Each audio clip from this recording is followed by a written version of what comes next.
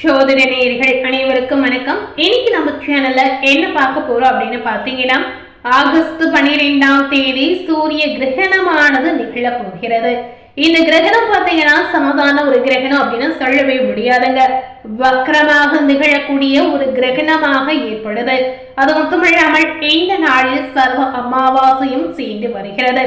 அமாவாசை அப்படின்னு சொல்லும் போது முன்னோர்களுக்கும் கடவுள் வழிபாட்டிற்கும் உகந்த நாளாக இருக்கிறது. அப்படிப்பட்ட இந்த நாளில் சூரிய கிரகணமானது சேர்ந்து வருகிறது. இது இரண்டும் சேர்ந்து வரக்கூடிய ஒரு அற்புதமான காலகட்டமாக இந்த நாள் கண்டிப்பா இருக்குங்க. ஆகஸ்ட் 12ஆம் தேதி புதன்கிழமை அன்று இந்த அற்புதமான நிகழ்வு தோன்றுவதால் கண்டிப்பா உங்களுடைய ராசிக்கு இதனால உங்களுடைய வாழ்க்கையில ஏதாவது ஒரு வகையில ஒரு தாக்கமானது ஏற்படும் அப்படின்னு குறிப்பிட்டு சொல்லியிருக்காங்க. இதனால நீங்க என்ன மாதிரி பிரச்சனைகள் எல்லாம் சந்திக்க போறீங்க, என்ன மாதிரி மாற்றத்தை எதிர்கொள்ள போறீங்க என்பதை பற்றி விரிவாக பார்த்து பயன்பெறுங்க. இன்று சிம்ம ராசி நேயர்களுக்கு இதனுடைய தாக்கத்தால் என்ன நடக்க போகிறது, என்னென்ன மாற்றத்தை நீங்க சந்திக்க போறீங்க, என்னென்ன மாற்றத்தை நீங்க எதிர்கொள்ள போறீங்க என்பதை விரிவாக பார்த்து பயன்பெறுங்க. அதற்கு முன்னாடி இந்த சூரிய கிரகணம் எந்த நேரத்தில் தோன்றி எந்த நேரத்துல மறையும், இந்தியாவில் பார்க்க முடியுமா, இந்த கிரகணமானது எப்படி தோன்றுது என்பதை பற்றி விரிவாக பார்க்கலாங்க. ஜோதிடத்தில் கிரக பயிற்சிகள் மற்றும் சேர்க்கை எந்த அளவிற்கு முக்கியமாக கருதப்படுகிறதோ அதே அளவிற்கு கிரகணங்கள் குறித்தும் கவனிக்கப்படுவதாக சொல்லியிருக்காங்க. அந்த விதத்துலதான் ஆகஸ்ட் மாதத்தில் இந்த சூரிய கிரகணம் சந்திர கிரகணம் ரெண்டுமே ஏற்படுது. அதாவது ஆகஸ்ட் மாதத்துல ஏற்படக்கூடிய இந்த கிரகணத்தால் பாத்தீங்கன்னா உங்களுக்கு பல்வேறு விதமான மாற்றங்கள் உங்க வாழ்க்கையில நிச்சயமா ஏற்படும். இந்த ஆண்டுல ஏற்கனவே பாத்தீங்கன்னா ஒரு சந்திர கிரகணமும் சூரிய கிரகணமும் நடந்து முடிந்ததுங்க. இது இரண்டாவது முறை நடக்கக்கூடிய ஒரு சூரிய கிரகணமாக இருக்கிறது. குறிப்பாக இந்த கிரகணம் ஆடி அமாவாசை நாளில் ஏற்படுவது ரொம்ப ரொம்ப ஒரு அற்புதமான நிகழ்வு அப்படின்னு சொல்லியிருக்காங்க. இதனால எத்தனை மணிக்கு தொடங்குது, இதனுடைய விளைவுகள் பல்வேறு ராசினியர்கள் பாதிப்படைவாங்க அப்படின்னு குறிப்பிட்டு சொல்லியிருக்காங்க. பொதுவாகவே ஜோதிடத்துல அமாவாசை பௌர்ணமி இது இரண்டுமே பாத்தீங்கன்னா ரொம்ப ரொம்ப முக்கிய பங்கு வகிக்கக்கூடிய ஒரு நாளாக இருக்கிறது. அதுவும் பாத்தீங்கன்னா அமாவாசையில முன்னோர்களுக்கு தர்ப்பணம் கொடுக்கலாம், திதி செய்யலாம், வழிபாடு செய்யலாம். இது அனைத்திற்குமே ஏற்ற காலகட்டமாக இதுவரை கடைபிடித்து வரக்கூடிய ஒரு முக்கியமான நாளாக இருந்திருக்கு.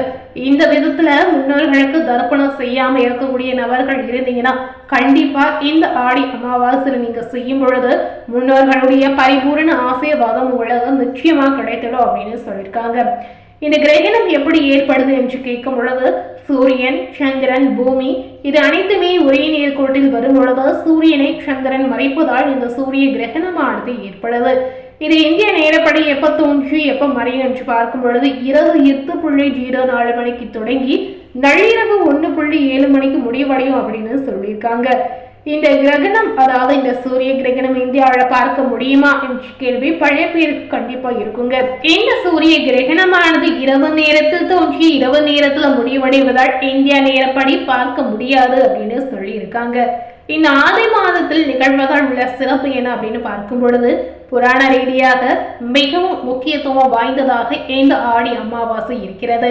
இந்த மாதத்துலதான் சிவபெருமான் தன்னுடைய துணையாக பார்வதி தேவியை ஏற்றுக்கொண்ட ஒரு மாதம் அப்படின்னு சொல்லியிருக்காங்க.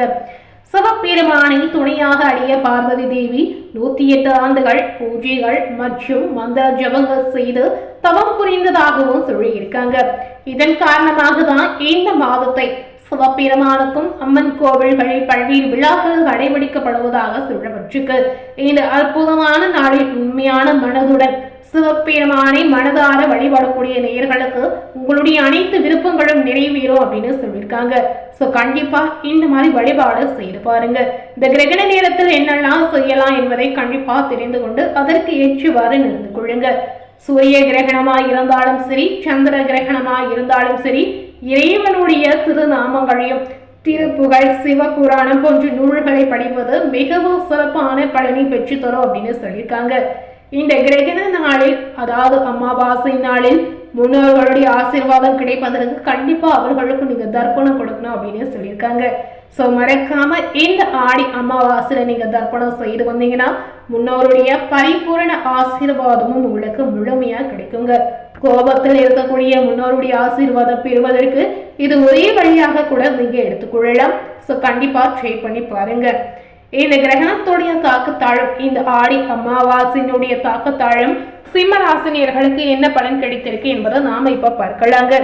அனைத்து கிரகங்களும் பாத்தீங்கன்னா ஒரு குறிப்பிட்ட கால இடைவெளியில ஒரு ராசியில் இருந்து இன்னொரு ராசிக்கு பயிற்சியாவது வழக்கமான விஷயமாக பார்க்கப்படுகிறது. இந்த கிரக மாற்றமானது 12 ராசினியர்களுக்கும் தாக்கத்தை ஏற்படுத்தும். அந்த வகையில உங்களுடைய ராசிக்கு நன்மைகளா ஏற்பட்டிருக்கா இல்ல பெரிய அளவுல தாக்கத்தை உண்டாகி இருக்கா என்பதை பார்க்கலாங்க. இந்த ஆகஸ்ட் மாதத்துல பல்வேறு கிரக மாற்றங்கள் நடைபெறும் அப்படின்னு சொல்லியிருக்காங்க. சோ சிம்மராசினியர்கள் என்ன மாதிரி தெய்வ வழிபாடு செய்யணும், என்ன மாதிரி விஷயத்துல கவனமா இருக்கணும், என்ன மாதிரி பரிகாரங்கள் செய்யணும் என்பதையும் நீங்க தெரிந்து கொண்டு அதற்கு ஏற்றவாறு நடந்து கொள்ளுங்க. சிம்ம ராசினியர்களுக்கு கடந்த காலகட்டங்களில் பல பிரச்சனைகள் சந்தித்து வந்திருப்பீங்க. அந்த நிலைமைகளை மாறக்கூடிய ஒரு காலகட்டமாக ஆகஸ்ட் 12ஆம் தேதிக்கு பிறகு வரக்கூடிய நாட்கள் உங்களுக்கு அமையலாம். பெண்களுக்கு இந்த காலகட்டம் சிறப்பாக இருக்க போகிறது. உங்களுடைய ராசிநாதன் சூரியன் ஆட்சி பெற்றிருப்பதால் நீங்க பிரகாசம் அடையக்கூடிய சூழலும் இருக்கிறது. ஆரோக்கியம் மேம்படலாம், உயர்ந்த எண்ணங்கள் ஏற்படும். மீடியா துயருக்கு முயற்சி செய்யக்கூடிய பெண்களுக்கு அதற்கான யோகங்கள் கிடைக்கும் அப்படின்னு சொல்லியிருக்காங்க. சோ மீடியா துறையில வாய்ப்புகள் உங்களுக்கு தேடி வரும்.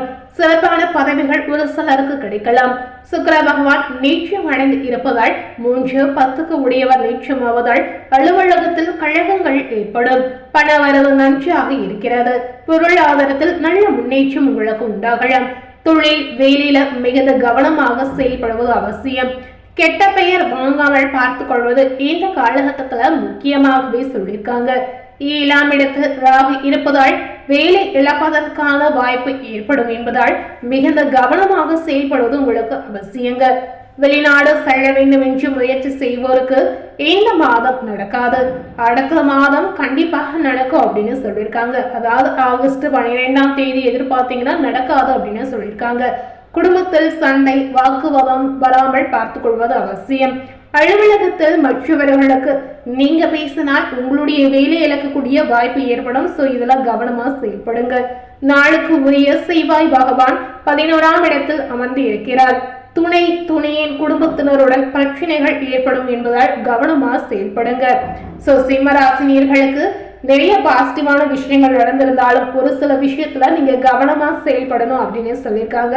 சோ கண்டிப்பா அதற்கு ஏற்றவாறு நடந்து கொள்ளுங்க. சோ இன்னைக்கு நம்ம சேனல்ல சிம்ம ராசினியர்களுக்கு ஆடி அமாவாசையினுடைய தாக்கத்தாலும் சூரிய கிரகணத்தாலும் என்ன நடந்திருக்கு என்பதை விரிவா பார்த்திருப்பீங்க. மேலும் இது போல புதிய தகவலை தெரிந்து கொள்ளணும் அப்படின்னு நினைத்தீங்கன்னா மறக்காம நம்ம சேனலை சப்ஸ்கிரைப் பண்ணி பக்கத்துல இருக்கக்கூடிய பெல் பட்டனையும் மறக்காம பிரஸ் பண்ணிடுங்க. நீங்க சப்ஸ்கிரைப் பண்ணா மட்டுமே நம்ம சேனல்ல போடக்கூடிய எல்லா நியூ அப்டேட்டான வீடியோஸும் நீங்க உடனுக்குடன் பார்த்து தெரிந்து கொள்ள முடியும். சோ மறக்காம சப்ஸ்கிரைப் பண்ணி பெல் பட்டனை பிரஸ் பண்ணிடுங்க. தேங்க்யூ.